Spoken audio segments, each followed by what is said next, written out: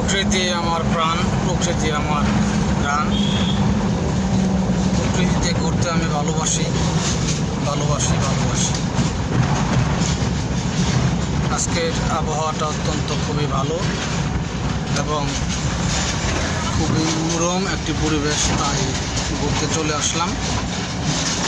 যে আপনারা দেখতে পাচ্ছেন, এটা হচ্ছে একটা বিশাল বড় হাওর।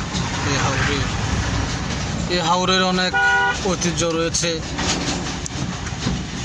অনেক দাপট রয়েছে এই হাওরের মধ্যে প্রচুর পরিমাণে মাছ উৎপন্ন হয়। জেলেরা প্রচুর পরিমাণ মাছ এখান থেকে উত্তোলন করে থাকে। আজকের আবহাওয়াটা অত্যন্ত খুবই মনোরম একটি আবহাওয়া, তাই চলে আসলাম ঘুরতে। আমরা যে রোডে আছি এখন সেটা হচ্ছে কুলাউড়ার রাস্তা। আপনারা এই যে পাশে দেখতে পাচ্ছেন রেল লাইন রয়েছে, কুলাউড়া রেল লাইন। আর সবুজ শ্যামল গাছের পাহাড়। সুন্দর একটি মসজিদ এখানে নির্মাণ করেছেন। এই যে মসজিদটি সবুজ গাছগাছালির জন্য দেখা যাচ্ছে না, সবুজ আর সবুজ সব মিলিয়ে সবুজের সমাহার। হাওর বাউর, নদী নালা, পাহাড় পর্বত সব মিলিয়ে আমাদের এই সিলেট। এই যে মাঝি ভাই নৌকা করে যাচ্ছেন।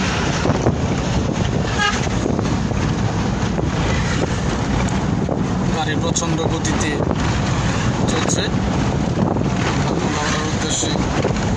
আজকে রওনা কুলাউড়া স্পটে আমরা আজকে যাব। সেখানে যে আমাদের যে প্রোগ্রাম, সেই প্রোগ্রামে আমরা উপস্থিত থাকব। হাজার হাজার দর্শক সেখানে সমাহিত হয়েছেন।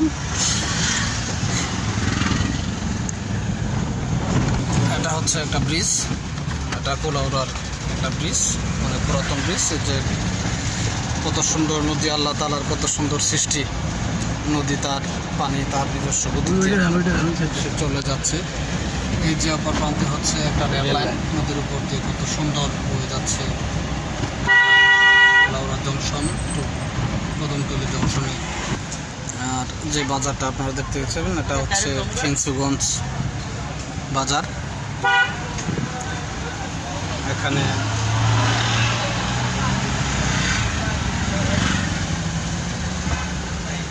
যেদিকে তাকাবেন সেদিকেই দেখবেন সবুজের সমাহার, শুধু সবুজের সমাহার। হচ্ছে পল্লী গ্রামের মানুষ, ছোটোখাটো একটা বাজার। এই বাজারে গ্রামের যে পল্লী মানুষগুলো আসে বাজার করতে, কত সুন্দর। যেদিকে তাকাই সেদিকে শুধু সবুজের সমাহার দেখতে পাই। মন প্রাণ সব কিছু ছুটে যায়। মনটাকে ভালো রাখার জন্য আসলে প্রচুর পরিমাণ ঘোরা দরকার, ভ্রমণ করা দরকার। বাইরের জগৎটাকে একটু ভালো করে উপলব্ধি করা দরকার। তো আপনারা আসবেন, সিলেটে ঘুরে দেখবেন, মন প্রাণ অবশ্যই ভালো হয়ে যাবে। এই যে আপনারা দেখতে পাচ্ছেন ফেঞ্চুগঞ্জ রুট, এটা আমরা একটু পরে ফেঞ্চুগঞ্জ যে টুল প্লাজা সেটা পাবো। এটা হচ্ছে এলাকার যে দৃশ্য, পল্লী গ্রামের মধ্য দিয়ে এই সবুজের সমাহার প্রকৃতির গতিতে সে দাঁড়িয়ে আছে। প্রচণ্ড গতিতে গাড়ি চলছে, আমরা প্রকৃতির হাওয়ায় ঘুরে বেড়াচ্ছি এবং মন প্রাণ ভরে প্রকৃতিকে আমরা অনুভব করতেছি। আল্লাহ পাকের কাছে লাখ লাখ শুকরিয়া, তিনি আমাদেরকে তার সুন্দর প্রকৃতির যে নিয়ামত দান করেছেন, সেগুলো আমরা ঘুরে ঘুরে উপভোগ করার তৌফিক তিনি আমাদেরকে দিয়েছেন। তাই আমরা আজকে সৌন্দর্য প্রকৃতি যে সৌন্দর্য সেটা অনুভব করতে পারতেছি। লাখো কোটি শুকরিয়া মহান আল্লাহ পাক রব্বুল আলামিনের কাছে, তিনি আমাদের এই সৌন্দর্য বা তৌফিক দান করেছেন। এই প্রকৃতি আমাদের মনকে প্রশান্তি দেয়, মনের মধ্যে শান্তি লাগে, ভালো লাগে, মনটাকে আমরা ভালোভাবে উপলব্ধি করতে পারি।